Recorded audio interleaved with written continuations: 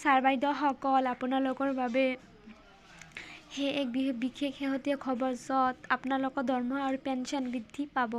আৰু এই সম্বন্ধে আপোনাৰ ফিটমেণ্ট ফেক্টৰ কিমান হ'ব, সেয়া আপোনাৰ বিত্ত বিভাগৰ পূৰ্ব স্বীকৃতি সুভাষ চন্দ্ৰ গাৰ্গে জনাইছে। সেয়া আপোনালোকে চাওক। এইবাৰ কৰ্মচাৰীসকলৰ ফিটমেণ্ট ফেক্টৰ 1.92ৰ পৰা 2.08ৰ ভিতৰতে ফিটমেণ্ট ফেক্টৰ থাকিব বুলি সুভাষ চন্দ্ৰ গাৰ্গে জনাইছে। সেয়া চাওক। সেয়ে যদি আপোনালোকৰ ফিটমেণ্ট ফেক্টৰ 1.92ৰ ভিতৰতে ধৰা হয় আৰু সেয়ে যদি 2.8ৰ ভিতৰতে ধৰা হয়, তেন্তে আপোনাৰ দৰমহা হ'ব 18,000 টকা।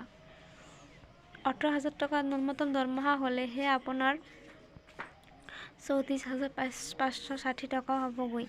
আনহাতে 2.8 ধৰিলেহে আপোনাৰ ন্যূনতম দৰমহা 37,440 টকা হ'বগৈ। সেয়ে আপোনালোকৰ ন্যূনতম দৰমহা যদি 25,000 টকা হয়, 1.92ৰ ভিতৰতে ধৰিলে সেয়ে আপোনালোকৰ দৰমহা হ'ব 48,000 টকা। সেয়ে যদি ফিটমেণ্ট ফেক্টৰ 2.08ৰ ভিতৰতে ধৰা হয়, তেনেহ'লে আপোনালোকৰ দৰমহা হ'ব 52,000 টকা। ঠিক তেনেদৰে ন্যূনতম দৰমহা যদি 35,000 টকা হয়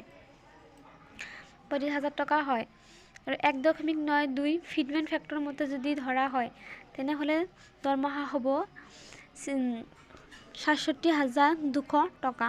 আনহাতে 2.8 ফিটমেণ্ট ফেক্টৰ মতে দৰমহা হ'ব 72,800 টকা। ঠিক তেনেদৰে আপোনালোকৰ বৰ্তমান দৰমহা যদি 50,000 টকাৰ আশে-পাশে হয়, তেনেহ'লে 1.92 ফিটমেণ্ট ফেক্টৰ মতে ধৰা হয়, তেনেহ'লে আপোনালোকৰ দৰমহা হ'ব 96,000 টকা।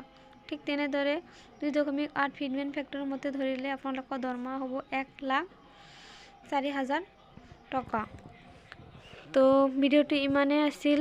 সেয়েহে কৰ্মচাৰী প্ৰতিটো শেহতীয়া খবৰৰ বাবে লাইক এটা দি মোৰ চেনেলটো ছাবস্ক্ৰাইব কৰিবলৈ নাপাহৰিব।